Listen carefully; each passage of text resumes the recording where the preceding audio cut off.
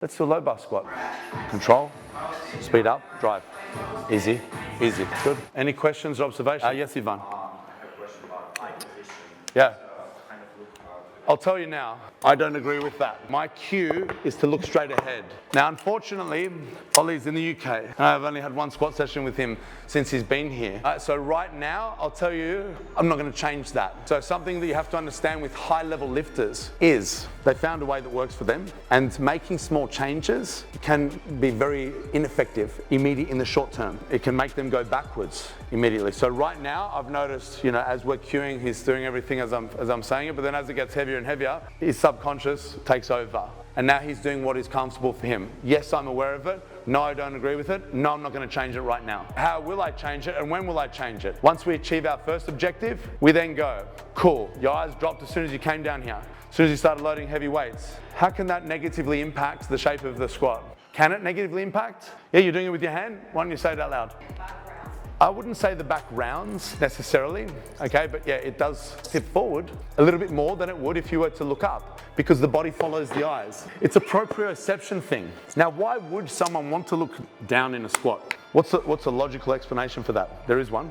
Yeah, neutral spine is exactly why, because there is forward torso lean, okay? And when the upper back and the entire spine looks down and the head's looking up, a lot of people say that's, extension of the cervical spine, that's bad for the neck. No, it's not bad for the neck. There's no load. You've got one school of thought that says, train the spine in whatever fucking shape that you like, and now we've got a position that's totally unloaded and people are scared. It's unloaded, okay? And quite often, that's not the position he'll be in. What that does is it impacts the lower segments of his spine. So the cervical spine, once we're up here, okay, it'll increase the rigidity of his thoracic spine. Okay, so what happens when people look down?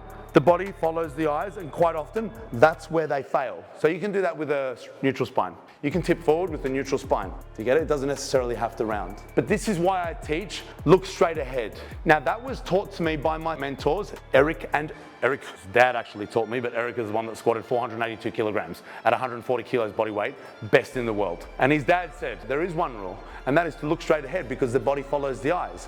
When you look down, that's where you fail. There's still always going to be exceptions to that rule, and that's what I say. It's not a deal breaker. If I thought it was going to be detrimental to Ollie's performance, I'd stop him now and say, back off. We need to change it immediately because it's going to hurt you. But that's not the case. Control. Yes. Fucking easy. Nice work.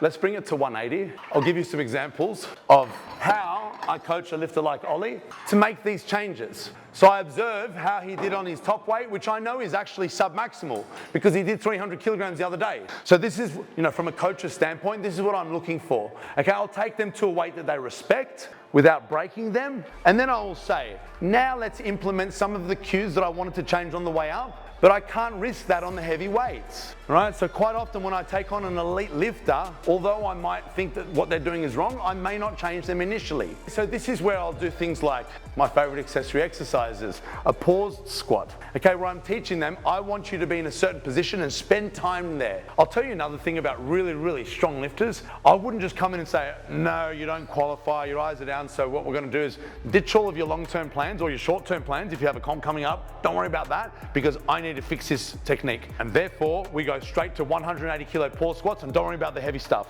That ain't gonna work. Ollie has goals. He needs to be strong, and he is very strong. He's top 10 in the damn world. This is what we do. This is how I coach someone like Ollie. We do our main exercise. This is called the top set, back down set method. We do our top set with your technique. Now for the accessories, we reduce the loads, and now we work on correcting that postural deviation that I know is gonna help him long term. Let's have a look at a low bar pause squat. What's the cue that we're gonna work on? Look straight ahead. Like a low bar should have forward torso lean, right? And I'll tell you something, just because it should have forward torso lean doesn't mean we intentionally do it. Okay, so this is, I guess, answering another question that you may not have thought you had. People they initiate a low bar squat with a hinge of a hip. I do not. The hinge of a hip, so shoving your butt back in a low bar squat, tips your torso forward. Double body weight, do you want to shift your torso forward? Maybe, maybe not. Triple body weight, do you want to lean your torso forward? He's 100 kilos, he was going for 340, so that's 3.4 times body weight.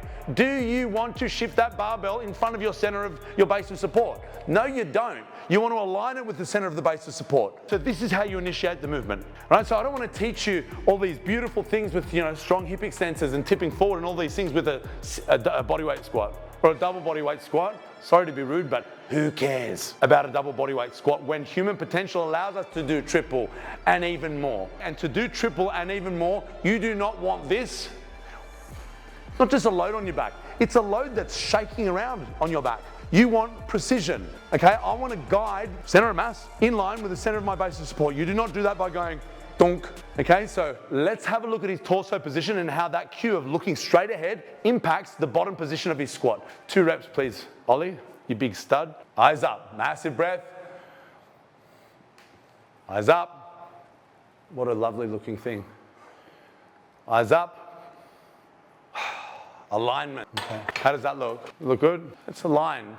You know, I don't sit here measuring, the bar path in line with his midfoot. I can see it. That's not the level of coaching that I'm going to be giving. Okay, I can see it. And how did it feel for you to do that?